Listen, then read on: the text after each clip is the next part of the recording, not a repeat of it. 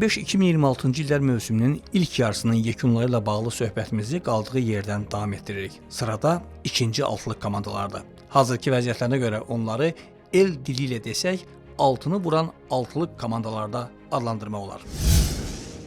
7-ci yerdə qərarlaşan Şamaxını tutduğu mövqe narahat etmir. Çempionatımızda ən az büdcəli klublarda olan Şamaxının qarşısına böyük hədəflər qoyulmayıb. Birinci liqaya düşmə kifayətdir. Baş məşqçi Ayxan Abbasov da bu vəzifənin öhdəsindən lazımınca gəlir. Hətta gənclər yığmasında daha sonra əsas milli komandada baş məşqçi postuna təyinat alması belə onun Şamaxıdakı işinə zərbə vurmayıb. Düzdür, komanda stabil, uğurlu nəticə göstərə bilmir. Çempionatın liderləri Sabah və Qarabağla heç-heçə oynayıb, zirəyə qalib gəlib, Kəpəzə 1-4 uduzan komandadır. Statistikası da demək olar ki, eyni rəqəmlər üzərində qurulub. 5 qələbə, 5 heç-heçə, 6 məğlubiyyət. Vurulan və buraxılan qol sayı 18. Vurulan qolların da 1/3-dən çoxu İsveçrəli hücumçu Kərim Rossinin payına düşür. Yaşı 30-u ötsə də Şamaxı üçün yaxşı tapıntıdır. Məncə Şamaxı elə mövsümü 6-8-ci yerlərdən birində başa vuracaq, buna görə heç bir təzyiq və tənqidlə üzləşməyəcək. Neftçi isə Şamaxı deyil. Vaxt vardı, hətta ikinci yer belə Neftçi üçün uğursuz nəticə sayılırdı.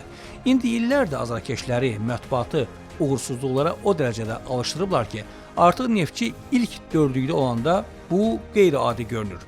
Premyer Liqada ən böyük büdcəyə sahib iki klubdan biri olan Neftçidə sanki yalnız bu pulu havaya sovurmaq barədə düşünülür. Diqqət edək, klubun idarəçilərindən biri legioner, heyətdəki 24 oyuncudan 15-i legioner, yaxınlarda baş məşqçini dəyişdilər, o da əcnəbi oldu. Sanki arılar şirəyə yığışıb. Bircə klubun adını ingiliscəyə dəyişib Petrol və ya Petroleum eləməkləri qalıb. Samir Abbasov son 12 ildə Neftçiyə yeganə çempionluğu qazandıran məşqçidir. Amma bu dəfə işi alınmadı. 16 turun tən yarısını komanda heç-heçə oynayıb. 4 qələbədən Sumqayıt istisna olmaqla qalan 3-ü outsiderlər Karvan, Yevlax, Qəbələ və Kəpəz üzərində qazanılıb. Büdcə də aşağı-yuxarı 30 milyon manatdan çox. Bu büdcə ilə çempionluğa oynamalı olan komanda indi 7-8-ci yerlərdə vurnuxursa, bu oyunçu, baş məşqçi, rəhbər heyət daxil hamının səhvidir. Komanda hətta ölkə kubokunda da mübarizəni dayandırıb, Avropaya çıxmaq üçün sonuncu ümidi də kəsib. Bu gedişat Samir Abbasovun istefasını labüd edirdi. Ötən mövsüm özündən əvvəl yığılan heyətlə oynamaq məcburiyyətində idisə, bu dəfə hazırlıq dövrü, heyəti müəyyənləşdirmək hamısında prosesin başında olub. Məşqçi işi də belədir ki, dünyanə görə sağ ol, bugün nə eləmirsən sualı daim səninlədir. Ona görə Samir Abbasovun göndərilməsi doğru qərar idi. Belə nəticə üçün nə Cenk Sümerə ehtiyac var, nə də təqaüd yaşı çatmış Abubakara. Abubakar Neftçiyə Kamerun yığmasının qarşıdakı dünya çempionatında iştirak özünün də o heyətdə yer alması perspektivini nəzərə alaraq gəlib.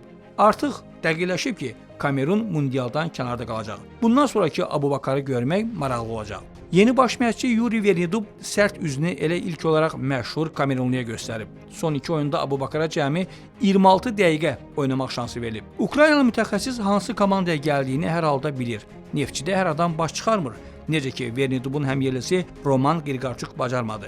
Neftçini hazırda Avrokubok zonasından 8 xal ayırır. Rəqiblər xal itirməli, Vernidubun komandası dayanmadan qələbələri sıralamalıdır.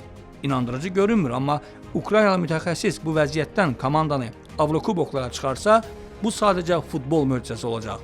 Bunu isə indiyədək Neftçidə yalnız Tərlan Əhmədov bacarıb. 9-cu sıradakı İmişli mövsümün sürpriz komandasıdır. Hələ çempionatın start ərəfəsində Peşəkar Futbol Liqasının hazırladığı klubların təqdimat videorolikində İmişli FK-nın loqosundakı pələngin nəriltisini görəndə bu çoxuna qeyri-adi gəlmişdi.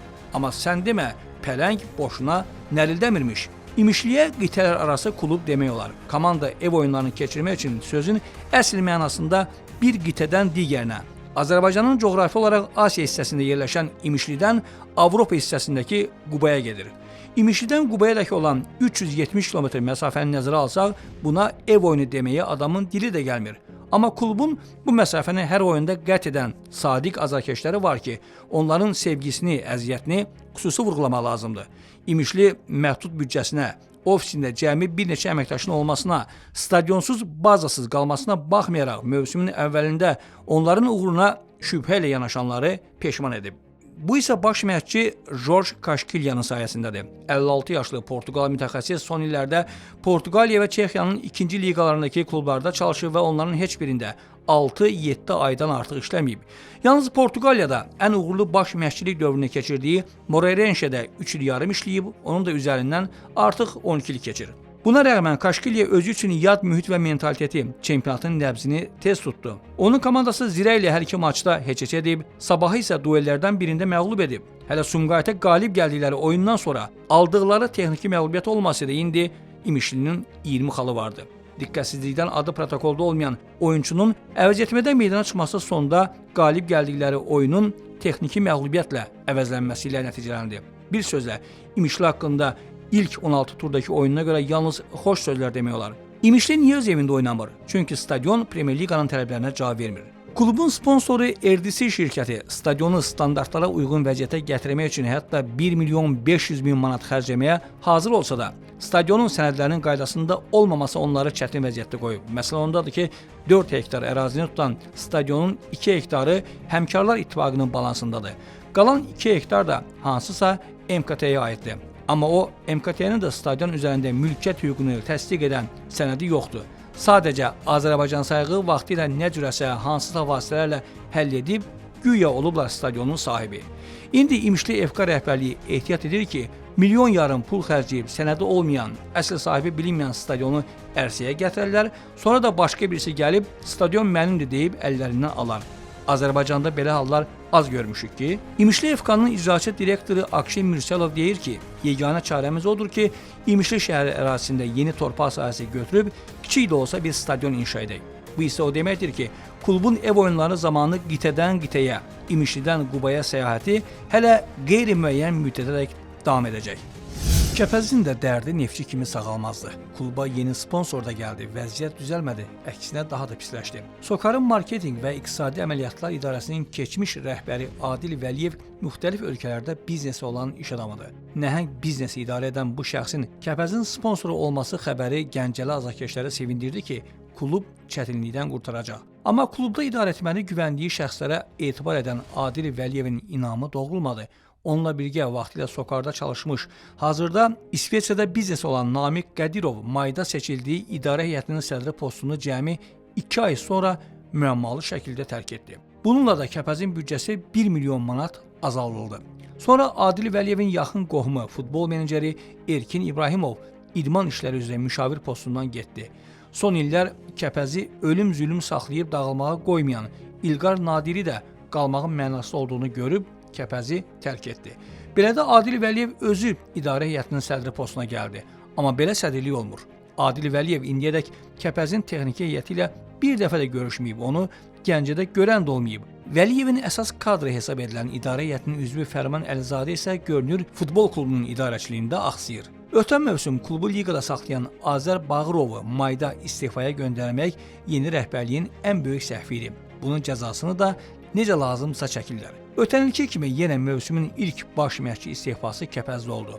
Adil Şükürova artıq sentyabrın 21-də ardıcıl 5-ci məğlubiyyətdən sonra göndərdilər və Kəpəzdə 2-ci Azər Bağırov dönəmi başladı. İndiyədək gördüyü işlə ölü dirildən məşqçi imicini tam doğruldan Bağırov Kəpəzin növbəti dəfə xilas etməyə çalışır. Artıq Kəpəzin 9 xalı var və sonuncu yerdən çıxıb. Çempionatda heç heçəsi olmayan yeganə komandanı qarşıda hələ daha ağır 17 tur gözləyir. Görək qış fasiləsindən necə yararlanacaqlar. Artıq 2 faydasız legioner, Polşalı qapıcı Kaçper Rosa və Portuqaliyalı müdafiəçi Pedro Gomes-lə müqaviləyə qarşılıqlı razılıq əsasında xitam verilib. Amma faydasız legioner 1-dir, 2-dir məyər? Gərək əksəriyyətini yola salasan, o da mümkün deyil. Fikrimcə Kəpəz bu mövsümdə liqada yerini qoruya biləcək. Açılışı olub, amma tam hazır olmayan Gəncə stadionunu da yəqin ki, qarşıdakı aylarda Kəpəzin ixtiyarına verərlər. Hər halda ora stadiondur və Kəpəz üçün tikilib, muzey deyil. Qəbələdə də vəziyyət gərgindir. Legioner limiti niyə ləğv olunduğu Azərbaycanlı gənclərə şans verilsin deyənlər buyurun baxın. Qəbələ FK hər oyuna əsas heyətdə 5-6 yerli futbolçu ilə çıxır. Bu da nəticəsi. Göstərsin həmin o gənc Azərbaycanlı futbolçu bacarığını. Qarşısını kəsən yoxdur ki.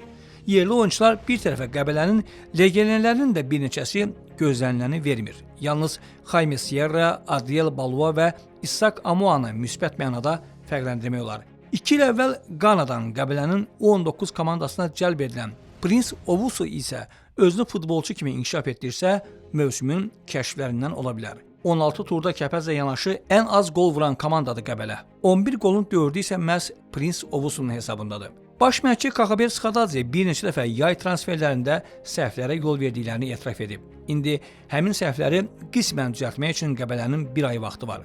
Xüsusən də hücuma vuran ayaq lazımdır. Yoxsa Kəpəz və Karvan Yevlaxla liqada qalmaq uğrunda rəqabətdən qalib ayrılmaq çətin olacaq.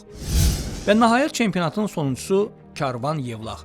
İcraiyyə Komitəsinin qərarı ilə Premyer Liqaya buraxılan Karvan Yevlaxa da İmişli FK kimi AFFA tərəfindən infrastruktur, inzibati və digər sahələrdəki çatışmazlıqları aradan qaldırmaq üçün 1 illik möhlət verilib. Amma Karvan Yevlax 1 ilə düzələnə oxşamır. Karvan Premyer Liqaya dönsə də Yevlaxa 15 ildən sonra böyük futbol yalnız noyabrda qayıtdı.